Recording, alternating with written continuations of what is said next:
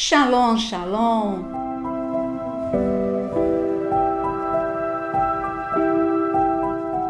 Você sabe que eu leio os comentários dos vídeos, por isso que é tão importante você deixar o seu comentário aqui. E muitas vezes os comentários se tornam temas do vídeo. E neste vídeo eu vou falar justamente sobre o que muitas pessoas perguntam: como saber se eu estou fazendo a vontade de Deus? Porque seria muito mais fácil se a gente pudesse ouvir a voz de Deus audivelmente, e então nós saberíamos. Deus diria assim: não faça isso, não faça aquilo, mas não é assim que Deus fala conosco. Deus escolheu falar conosco através da oração, através da palavra. Então eu vou dar para vocês 3 tópicos para você saber se você está fazendo a vontade de Deus. Como descobrir se você está dentro da vontade de Deus, que é boa, perfeita e agradável. Primeiro item, vamos lá. O primeiro tópico para você é: eu sei que eu estou fazendo a vontade de Deus se eu não estiver quebrando os seus princípios. Como? Eu vou exemplificar que vai ficar muito mais fácil para você entender. No momento em que Samuel, líder de Saul, ele disse: não sacrifique até que eu volte. Quando eu voltar, sim, você vai sacrificar a Deus. A tua parte é só ir para a batalha, o resto é comigo.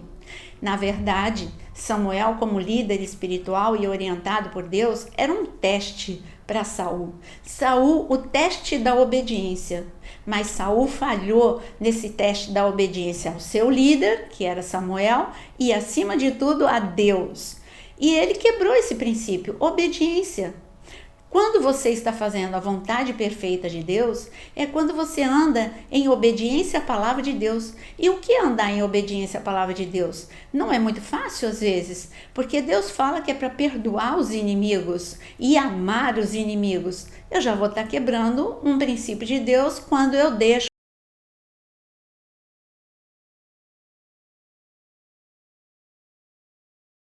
a ira. É o problema. Então foi o que aconteceu com Caim. Caim, ele ficou em algum momento magoado, ele interpretou que Deus amava mais Abel do que a ele, que Adão e Eva amavam mais Abel do que a ele. E ele abrigou no seu coração inveja, raiva. E você sabe o fim da história de Caim. Caim matou seu irmão e se tornou um fugitivo, um errante. Não chegou a lugar nenhum na vida. Por isso que é tão importante fazer a vontade de Deus, porque às vezes você não entende, parece que você está perdendo fazendo a vontade de Deus. Quando eu estou perdoando o meu inimigo, por exemplo, quando Pedro ele obedeceu a Deus e amou Cornélio, um centurião, que era um homem programado para torturar e matar judeus, parecia que ele estava perdendo ao obedecer a Deus. Mas depois Pedro pôde constatar que ao perdoar e amar o seu inimigo, Pedro viveu um grande milagre. Ele viu um grande número de conversões na casa de Cornélio. Ele foi instrumento de Deus para levar salvação, batismo nas águas, batismo no Espírito Santo. Que tremendo, não é? Bom, eu falei de um exemplo de uma pessoa que quebrou o princípio de Deus e que não era a vontade perfeita de Deus. Ananias e Safira, eles poderiam ter dado oferta, mas eles não precisavam dizer que tinham dado tudo. Então, quando eles mentiram, por que eles mentiram? Porque eles queriam ser importantes, eles queriam ser preeminência, eles queriam a proeminência. Então, por isso eles mentiram. Essa não era a vontade boa, perfeita e agradável. Não era a vontade de Deus. E eles mentiram. A vontade de Deus era que eles dizimassem, ofertassem, sim, mas que não mentissem. Eles poderiam ter dito, como eu falei a princípio: não, nós estamos dando algo para vocês, ou estamos dando algo para Deus. Mas eles disseram que deram tudo. Então, não era a vontade de Deus a mentira. Você vê que no caso de Saul, no caso de Ananias e Safira, no caso de Davi, homem segundo o coração de Deus, mas ele não fez a vontade de Deus quando ele adulterou. E ele teve que ter consequências. Você está vendo, quando nós não fazemos a vontade de Deus, nós temos consequências duríssimas na nossa vida. E é fácil entendermos, repito, é fácil entendermos a vontade de Deus, porque toda vontade de Deus está na palavra. Quando eu amo o meu irmão, eu não vou roubar o meu irmão, eu não vou falar do meu irmão, eu não vou adulterar. Então, por isso que ele diz que o melhor e maior mandamento é o amor, porque já vai evitar de você fazer muita coisa. Então, esse é o primeiro tópico. Saber se eu estou fazendo a vontade de Deus é eu entender que eu não estou quebrando princípios de Deus. Se eu não estiver quebrando princípios de Deus, eu estou fazendo a vontade de Deus.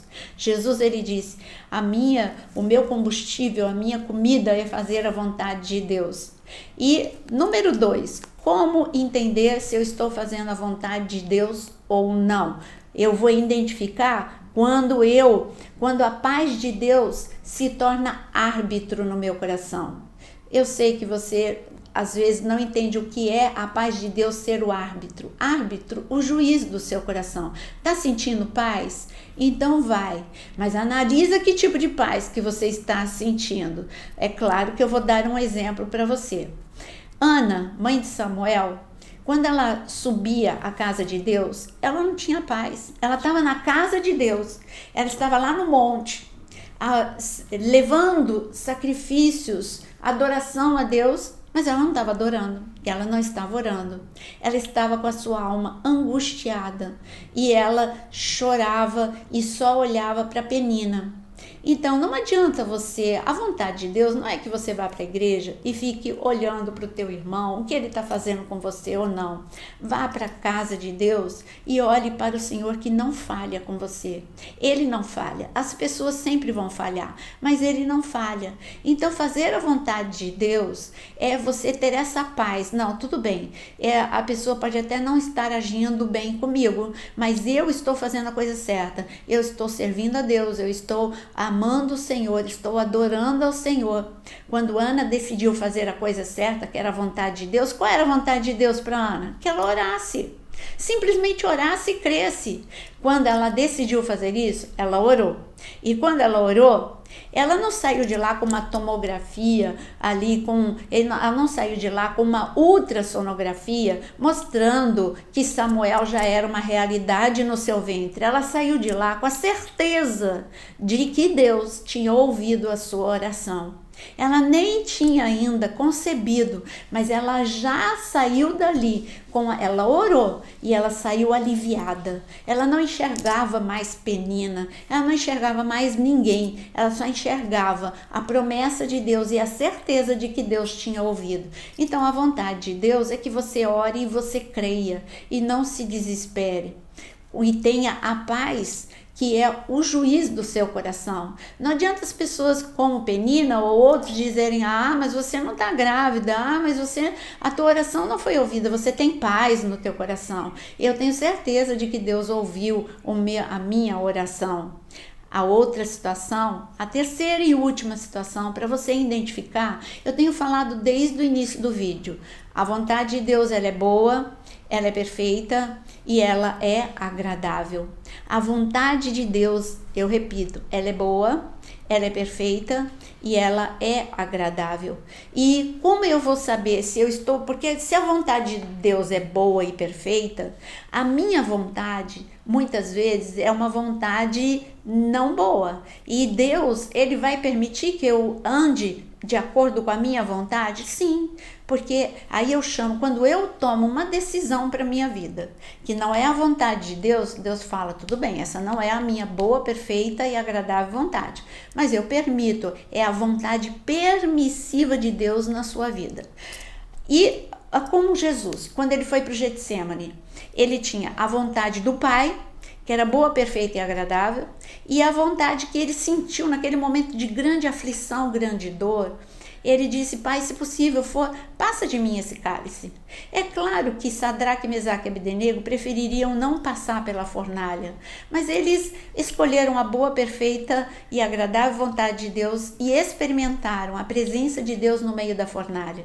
Jesus, ele disse: não seja feita a minha vontade, mas a tua vontade, Senhor. E eu sei que a tua vontade, Senhor, ela é boa e ela é perfeita. Eu posso viver humilhação durante algumas horas na cruz. Eu posso viver durante 3 dias a ausência da presença do Pai. Eu posso viver escuridão, mas ao 3º dia virá a ressurreição. Jesus, ele se agarrou à boa, perfeita e agradável vontade do Pai. E ele viveu a explosão de poder, a ressurreição. Ele, o primogênito da ressurreição. Hoje ele traz pra gente o que Paulo diz que nós precisamos experimentar, o espírito de ressurreição em nossa vida. Então, quando você, sabe, essa pessoa, você decide, Deus fala: não, essa pessoa não é para você. Ela ainda, você tá vendo? Olha, ela ainda não está transformada, não está pronto para casar, não está pronta ou não está pronto a casar. Essa é a vontade de Deus, que você espere até que essa pessoa fique preparada. Mas você fala: não, vai mudar depois de casar. Essa é a vontade permissiva. Eu tenho uma notícia para te dar. Nós não temos o poder para mudar pessoas, só Deus. Nós só temos o poder para piorar as pessoas. Então, quando você entra numa expectativa de que você vai mudar alguém, esse já é um casamento frustrado. Espere a boa, perfeita e agradável vontade de Deus e espere o momento certo para que se cumpra a vontade de Deus. A nossa pressa só vai, toda herança precipitada é ruína. Então, a nossa pressa só vai fazer você viver, os nossos atalhos só vai fazer você viver o pior. Quando eu ando por atalho, eu corro o risco de cair em abismo, armadilhas. Então, viva a boa, perfeita e agradável vontade de Deus. José não antecipou o momento de subir ao trono. Davi não antecipou o momento de subir ao trono. E subiram ao trono quando estavam maduros. Eu sei que aquilo que você deseja para a sua vida vai acontecer, mas se submeta ao processo, ao tempo de Deus e à boa e perfeita, agradável vontade de Deus. Que Deus te abençoe e até o nosso próximo vídeo. Mas não esqueça, quando você curte e compartilha, você vai estar levando a palavra de Deus para muitas pessoas. E também eu quero te dizer que aqui no canal, na área de membros, você tem muitos cursos para você. Curso de emoções, curso de parábolas, são mais de 10 cursos para você escolher. Então, que Deus te abençoe.